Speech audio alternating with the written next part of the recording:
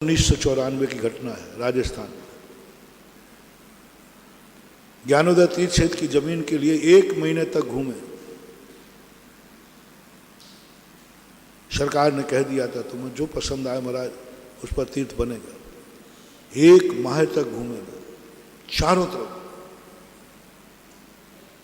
लोग परेशान हो गए, पटवारी सब परेशान हो गए। मेरे को पसंद ही नहीं, मन ही नहीं। एक दिन लोगों ने बताया कोई, मैं उस पहाड़ी पे चढ़ गया, थोड़ी सी दूर थी वह, ज़्यादा दूर नहीं थी। पता नहीं क्या हुआ, मैंने कहा लौटे, पैर कांपने लगे, मन अच्छा नहीं हुआ। फिर मैंने सोचा शायद मैं थक गया हूँ इसलिए पैरों में। तो मैंने छुल्लक जी से पूछा, बोले आपके तो पैर ही कांप रहा, मेरा तो सिर घूम रहा है। मैंने गंभीर सागर से पूछा, बोले महाराज मेरा तो चढ़ने की हिम्मत नहीं हो रही है। फिर जितने साथी थे वे सब पसीना पसीना हो रहे। बोले महाराज हम तो आपके कारण चढ़ रहे हैं, नहीं तो हम तो अभी तक।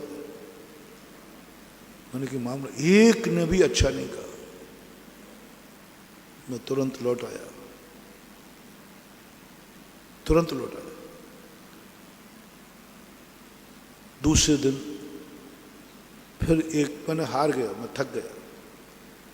मैंने कहा मुझे नहीं बनाना तीर्थ, राजस्थान में कोई तीर्थ बनाने नहीं आया हूँ। मैं तो माता आचार्य श्री की दीक्षा स्थल और ज्ञान सागर के समाधि स्थल के दर्शन करना है मुझे। कमेटी वाले ने कहा तो चिड़चिड़ापन हो गया मैंने मुझे तीर्थ क्षेत्रों में कोई लेना देना नहीं है, चतुर्मास हो मुझे बिहार करना है। 1 महीने मैंने कहा देखो आज के बाद मेरे पास कोई तीर्थ की चर्चा नहीं लाएगा, मैं थक गया हूँ, मुझे नहीं करना, मुझे नहीं बनाना और ना मुझे कोई लेना देना है। मुझे क्या लेना देना तीर्थ क्षेत्र को। कमेटी को मैंने डांट के भगा दिया, यानी आज के बाद कहीं भी चर्चा ही मत करना। कुदरत हिल गई, राजस्थान की भूमि हिल गई, राजस्थान के देवता हिल गए, राजस्थान की शक्तियां हिल गई कि आज इतनी बड़ी शक्ति जिस देश को मिलने वाली है और जिसके निमित्त से मिलने वाली है वो तो हताश हो गया। क्योंकि निमित्त के बिना क्या करोगे, कितने घी भर के रखो, माचिस की काड़ी यदि गीली हो जाए तो मुंह का ग्रास चला गया।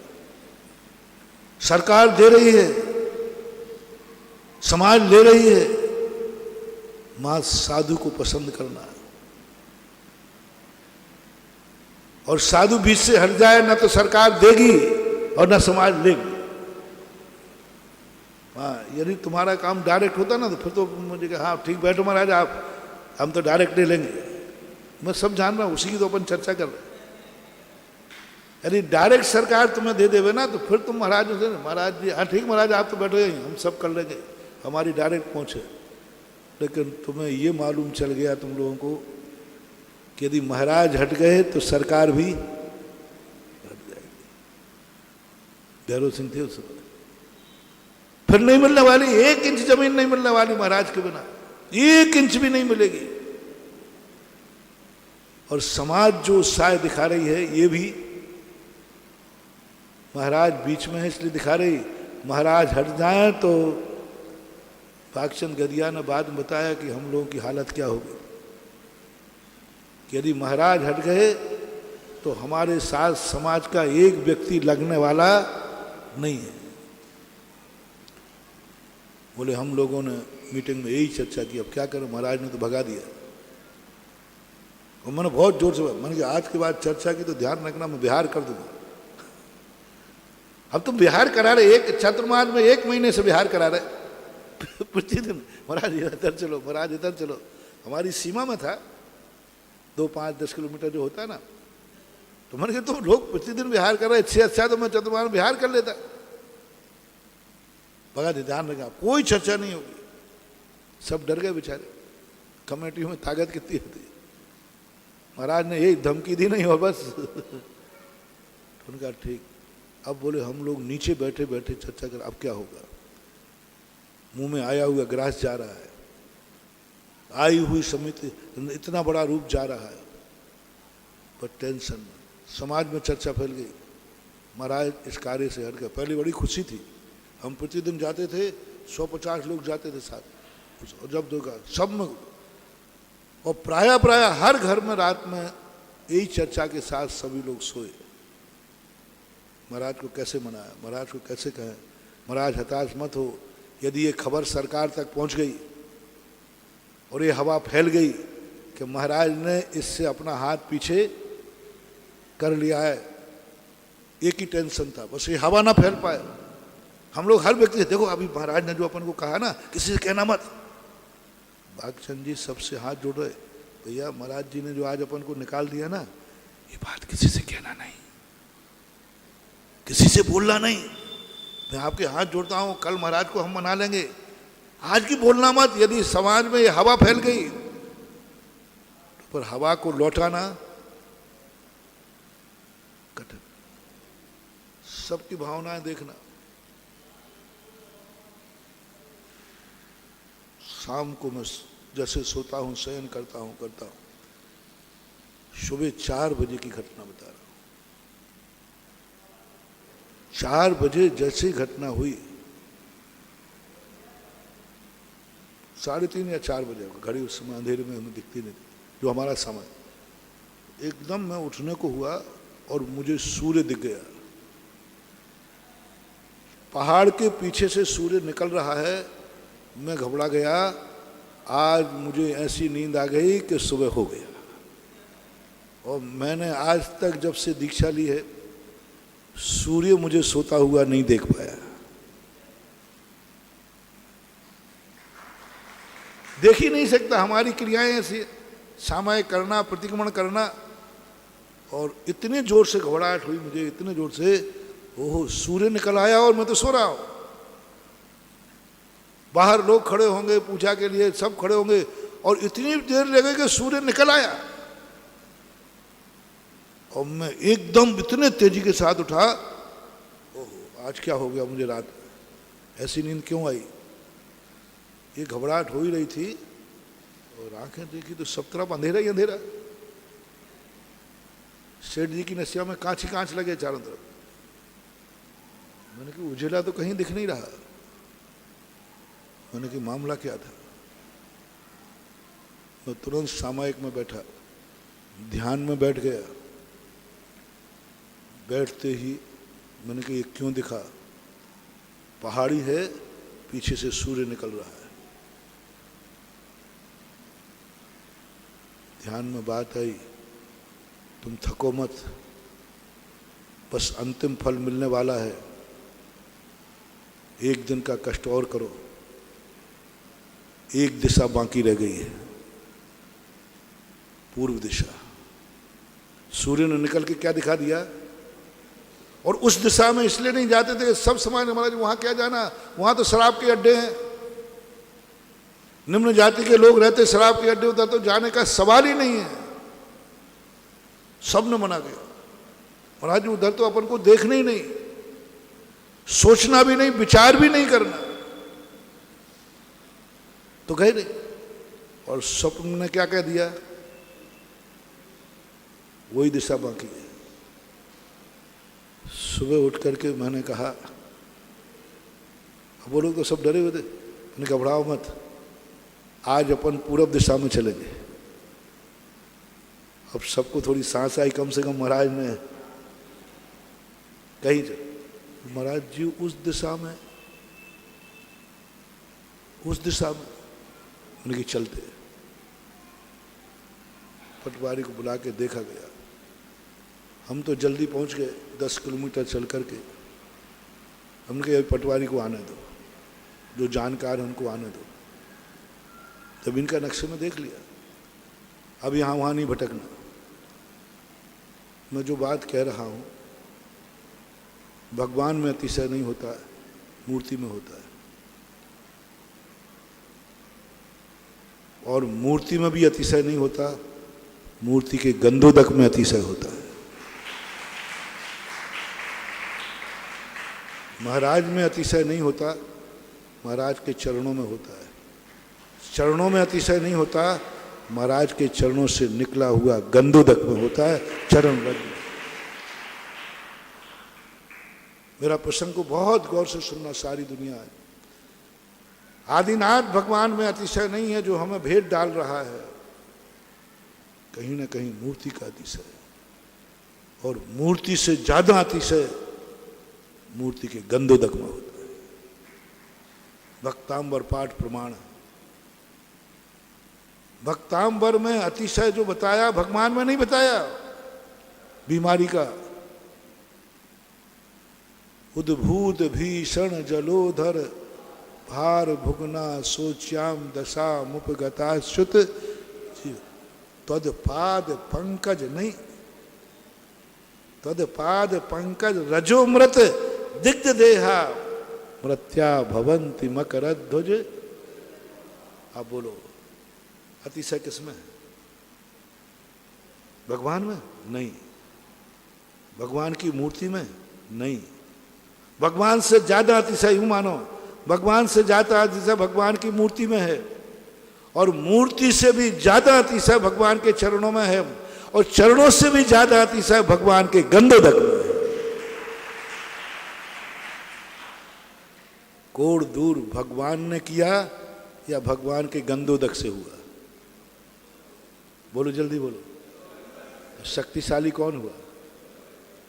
भक्तांबर में भगवान के चरणों से अतिशय बताया कि भगवान के चरणों की रज से, रज से गंधु और रज। मैं एक पेड़ के नीचे खड़ा हो गया, नीम का पेड़ था, चूल्हे जम के रुको, सब लोग रुको, और मैं आंख बंद करके कायेश्वर मुद्रा में खड़ा हो गया। जैसे मैं ध्यान करके खड़ा हुआ, एक ऐसे आनंद की लहर, जमीन सब ही है, पूरे भारत में जरूर है। उस दिन से मैंने वास्तु पे विश्वास किया। जमीन तो पूरी दुनिया में भरी, चारों तरफ और जमीनें जमीनें थी, लेकिन कुछ जमीन में ऐसी ताकत होती, ऐसी एनर्जी होती जो मन को आह्लादित कर देती।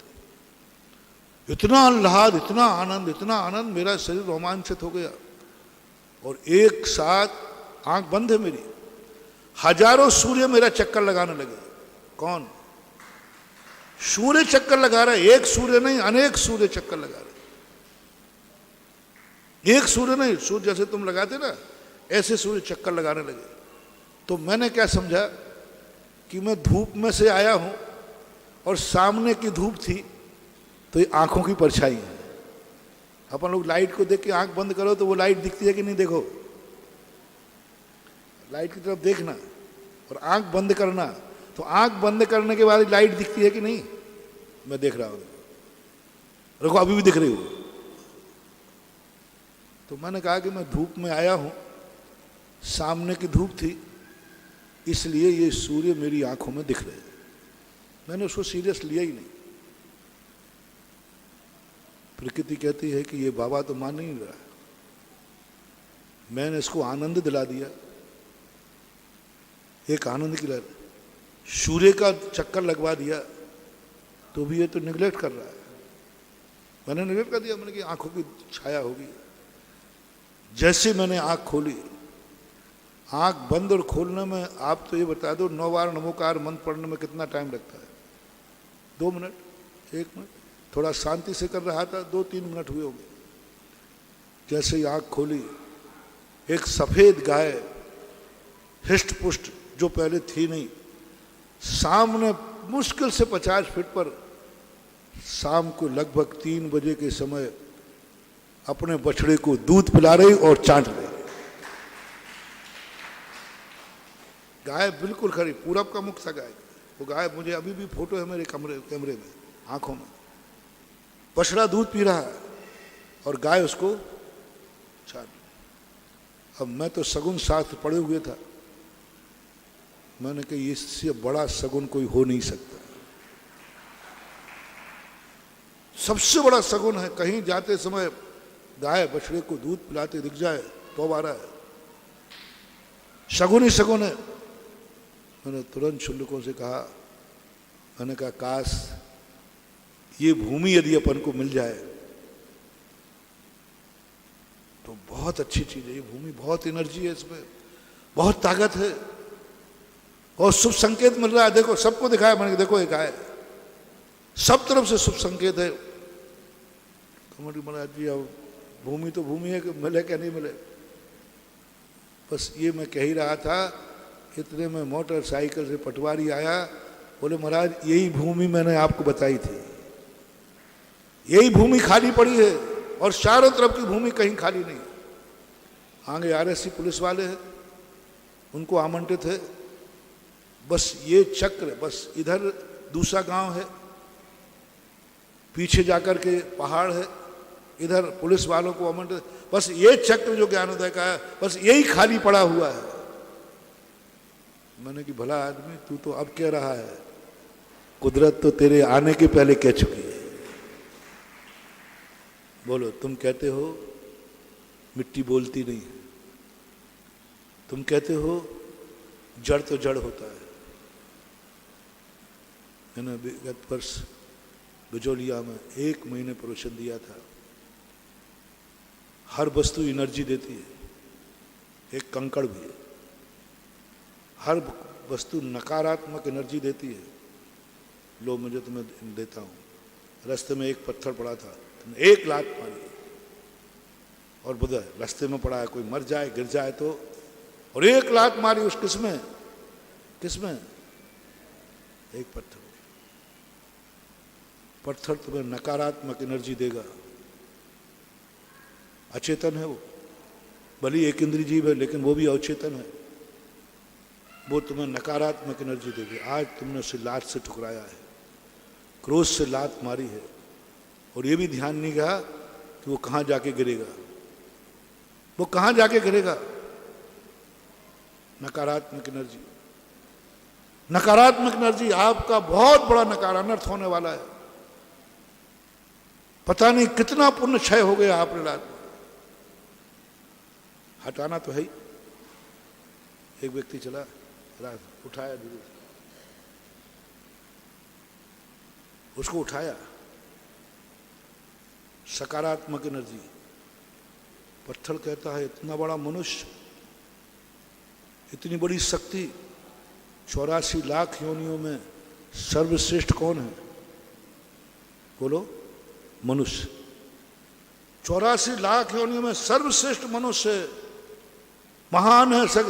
इतना बड़ा मनुष्य मेरे लिए झुक गया, मेरे लिए झुक गया, और झुका के इसने फेंका नहीं है, झुका के रख गया। अब वो पत्थर तुम्हें सकारात्मक एनर्जी दे रहा है, ना वो भगवान है या कुछ, सकारात्मक एनर्जी दे रहा है। जिस समय आपने उठाने का, झुकने का भाव किया, उठा के रखा, उतनी देर में आपका यदि कोई अनिष्ट भी होना होगा तो उस पाषाण की सकारात्मक एनर्जी वो अनिष्ट टल जाएगा, क्योंकि पाषाण को तुमने सम्मान। उस भूमि पर जैसे मैं खड़ा हुआ, उस भूमि ने सकारात्मक ऊर्जा दी। प्रकृति ने रात में स्वप्न दिया, सूर्य का दिखाया, प्रकृति देखो सकारात्मक ऊर्जा दे रही, थको मत। मैं सारी एनर्जी खो चुका था, किसने एनर्जी दी? मैं सबको भगा चुका था, किसने एनर्जी? कुदरत ने, कुदरत ने, हवाओं ने, प्रकृति ने, वहां की पवित्र वर्गणाओं ने।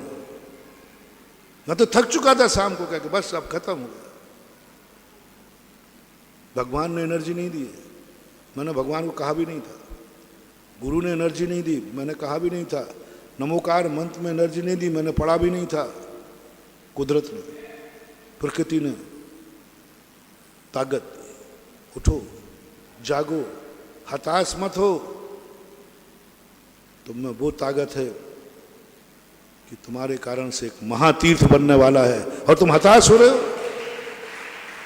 कुदरत ने ताकत दे दी मुझे, और वहां भूमि ने ताकत दे दी। मैंने कहा ऐसा क्यों हुआ?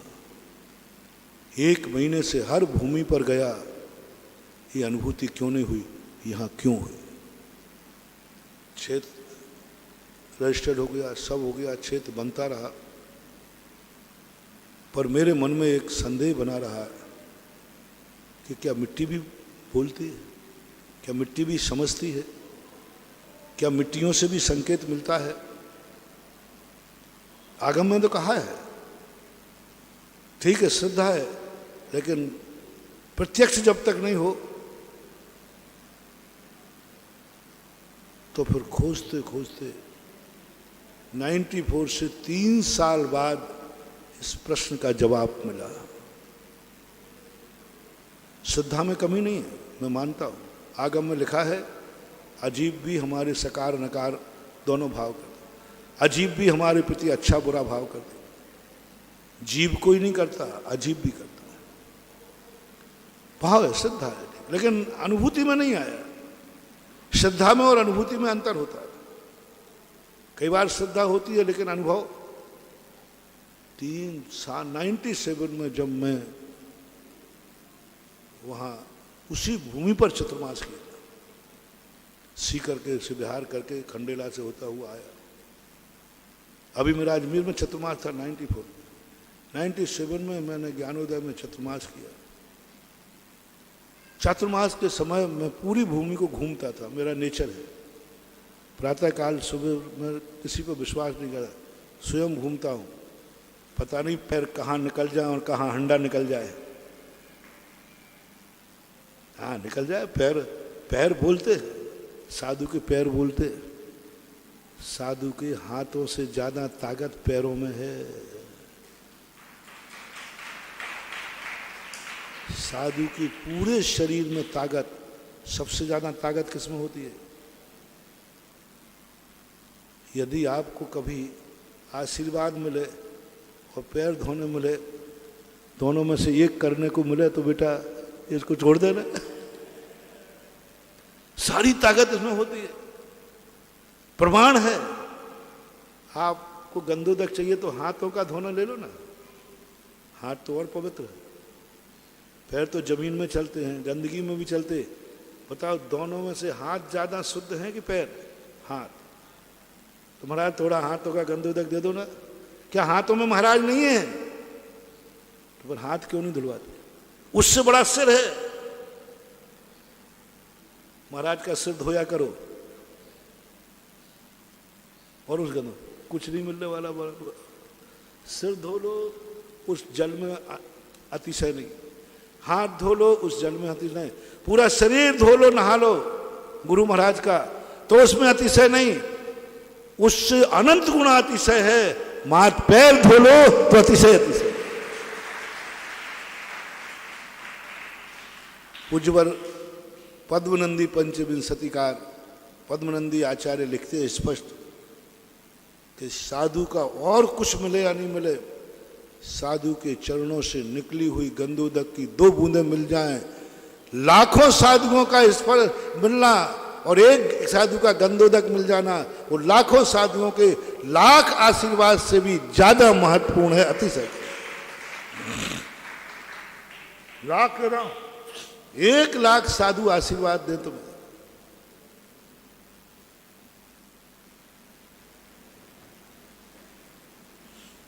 दो लाख साधु तुम्हें पीछे लगाए,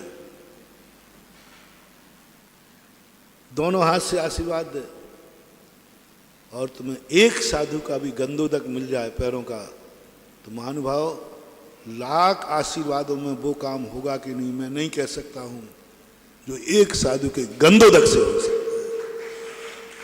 ये ताकत है।